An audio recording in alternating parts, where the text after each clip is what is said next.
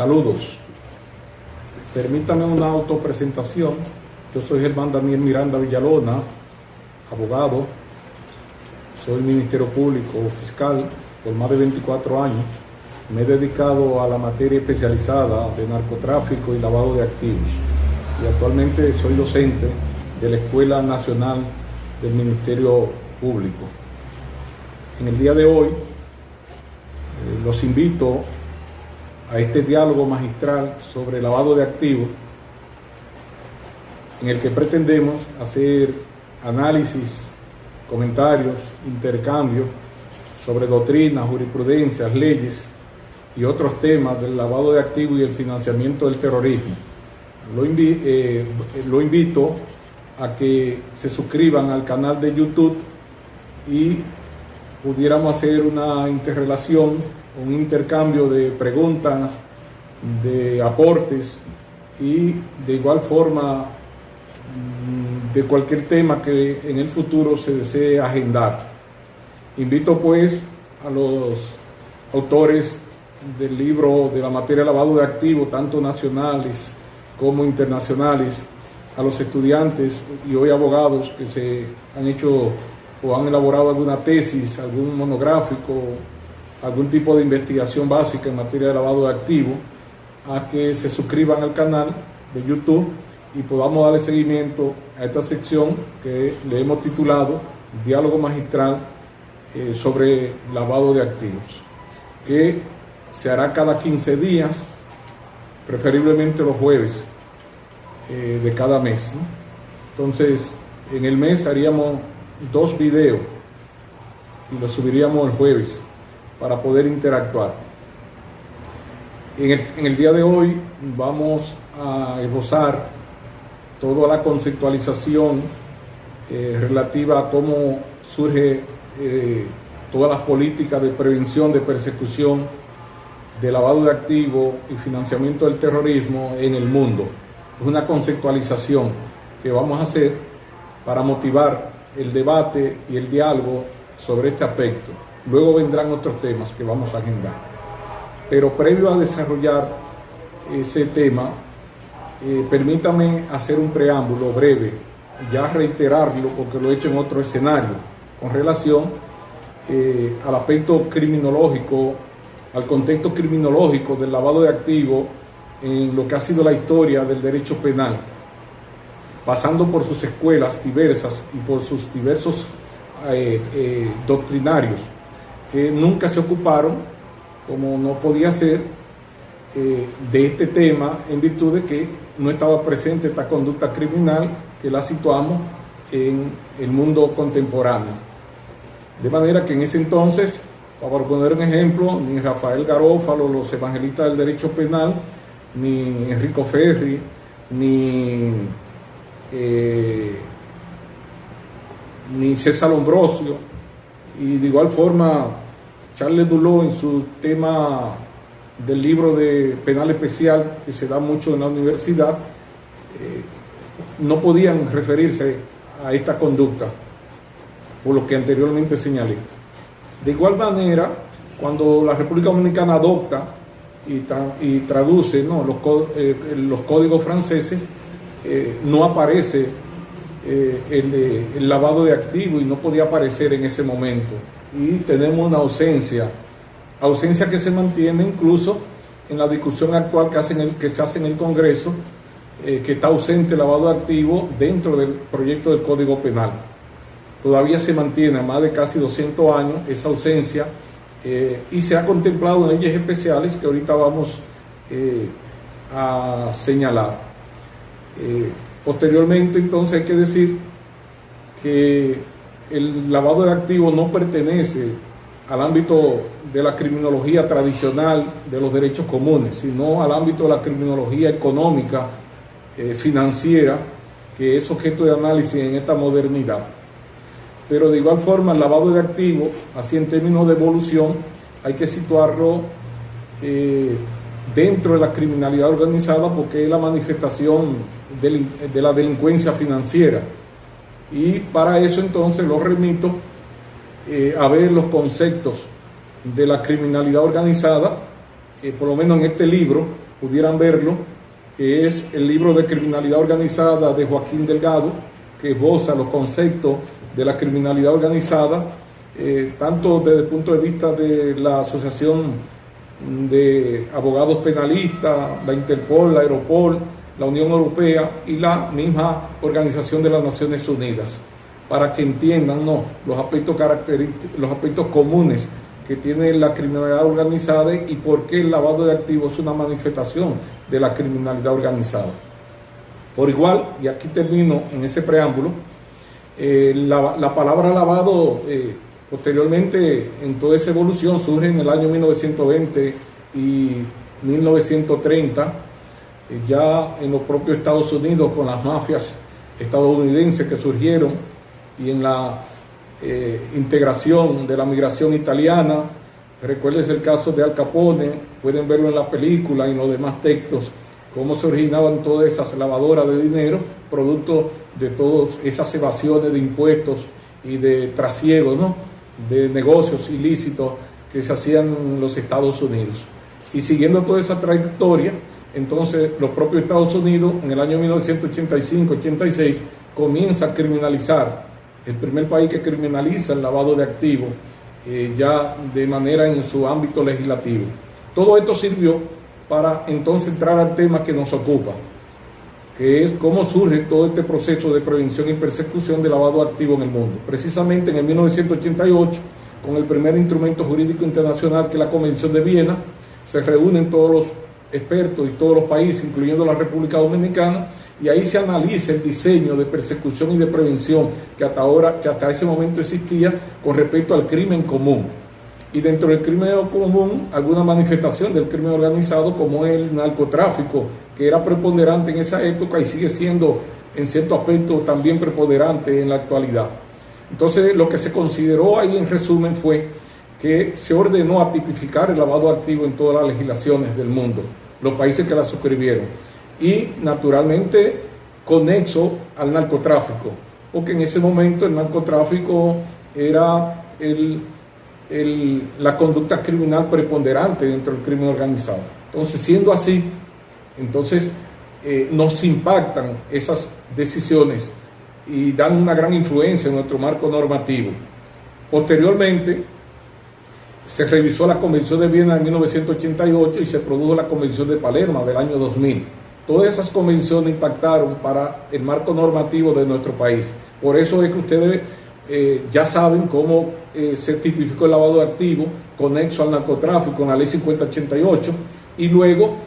la Convención de Viena de Palermo tuvo la virtud que rompió esa conexión e introdujo un catálogo de delitos mucho más grave, los delitos fuentes o los delitos precedentes subyacentes. Entonces ahí surge la ley 7202 nuestra, ya no vinculada al lavado al narcotráfico, sino un catálogo de delitos mucho más grandes, graves. Y actualmente esa ley fue sustituida o derogada, la ley 7202, casi en su totalidad, quedan 4 artículos vigentes, por la ley 155-17, que es la que tenemos actual en este momento. Concomitantemente a ese proceso, y para concluir, debo decir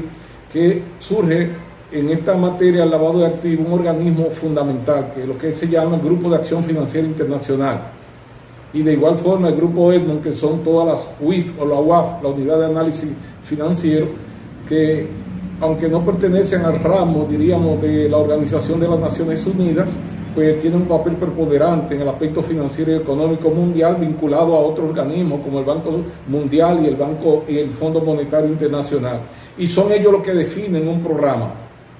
de prevención, donde los sujetos obligados, financieros o no financieros, y eso lo vamos a ver más adelante, juegan un papel de gran importancia, poderosamente, en la materia de la prevención, para controlar y supervisar que no penetre,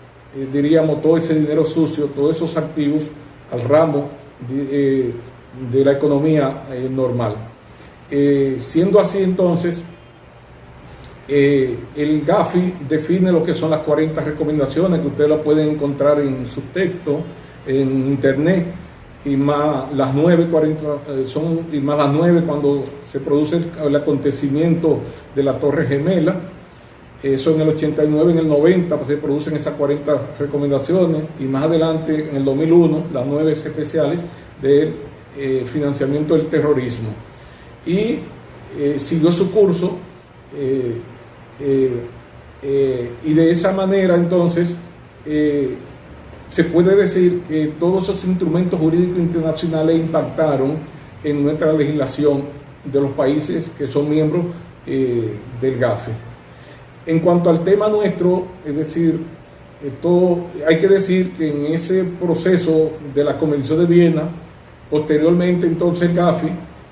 la Convención de Viena manda a tipificar lavado activo y nosotros lo tipificamos, tanto en la Ley 5088, reitero, en la 7202 y en esta actual, en la 155-17. Pero concomitantemente a eso se define un programa, un estándar internacional de un programa de prevención de lavado activo, cuyos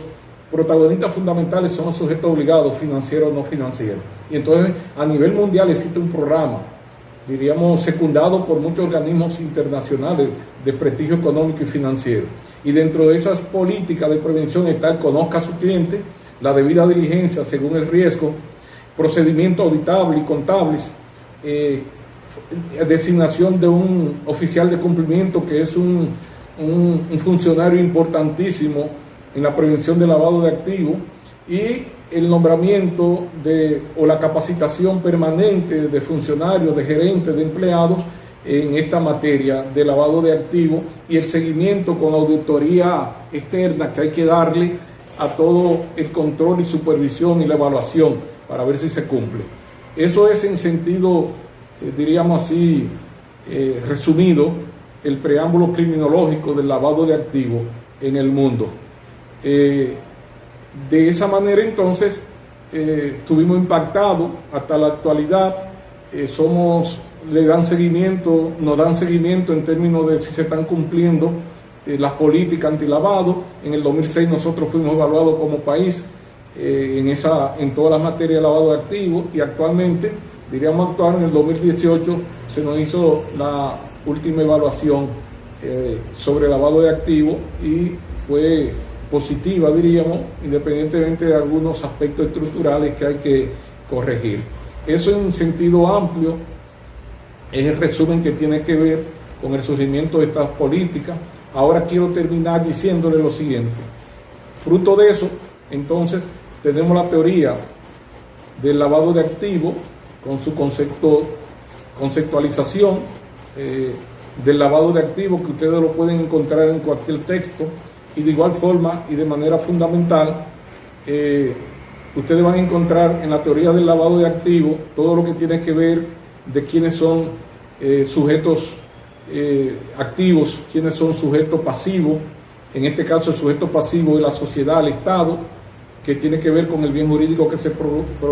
protege en esta materia, que es pluriofensivo, que tiene que ver con el orden socioeconómico de una nación y con la administración de justicia por ser un delito de ocultamiento. Y si se combina eso más con todos los delitos graves, pues con narcotráfico, con secuestro, con delitos financieros, con trata de personas, con alta tecnología, con corrupción, entonces se amplía más la gama, ¿no?, de los bienes jurídicos a proteger, y sería mucho más plural en esa dirección, pero todo afecta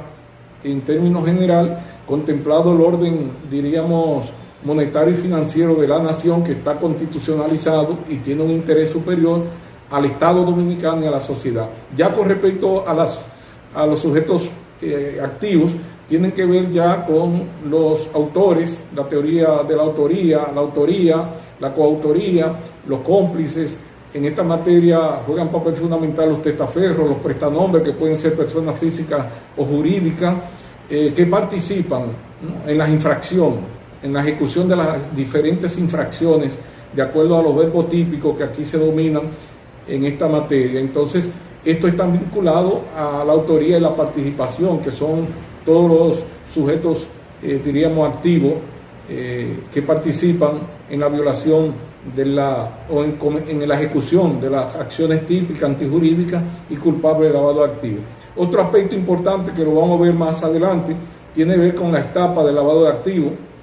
la colocación, la estratificación y la integración que son aspectos que lo vamos a ver más adelante, pero que juegan un papel fundamental, porque en esta materia y en esta teoría del delito no existe, como en la demás materia, diríamos del crimen común, los instrumentos legales como la denuncia y la querella, que estamos tradicionalmente acostumbrados a verla en los textos de derecho penal tradicional. Por igual, además de las etapas y de que no existen la denuncia y la querella formal en esta materia, entonces sí hay un aspecto fundamental, y con esto termino, es lo relativo a la punibilidad, al aspecto punible, a la sanción. En la materia de lavado de activos no tiene la tendencia como actual lo tiene el Código Penal de penas graves, de 60 años, cúmulo de pena. No, esa no es la tendencia, porque es un delito que ataca la economía criminal, básicamente con el decomiso y la confiscación y los secuestros. Entonces, la tendencia aquí es que todo proceso de lavado de activos, sea de corrupción o de narcotráfico, tiene que estar acompañado de una investigación financiera que afecte esos activos que han sido robados o han sido producto de cualquier actividad ilícita o de cualquier delito grave. Entonces, eso es lo fundamental. No se concibe un proceso de lavado de activos que concluya en una sentencia definitiva e irrevocable si no tiene afectación de esos bienes, es decir, decomiso, o lo que nosotros llamábamos antes el sistema acusatorio, lo que nosotros llamábamos la confiscación. De manera que aquí la confiscación, el decomiso, el secuestro, la incautación juegan un papel, la inmovilización de recursos en el sistema financiero juega un papel fundamental, no la propensión de una pena perpetua o una pena acumulada, como tiene la tendencia actualmente el Código Penal, el proyecto de Código Penal que hoy se está discutiendo. Bueno, lo dejo ahí para entrar en otros temas posteriormente. Les solicito que se suscriban al canal de YouTube. Recuerden que cada 15 días vamos a estar montando estos videos dentro del diálogo magistral sobre lavado de activos. Ustedes juegan un papel importante para sugerencias, para opinar, para aportar y para cualquier tema agendar. Muchas gracias.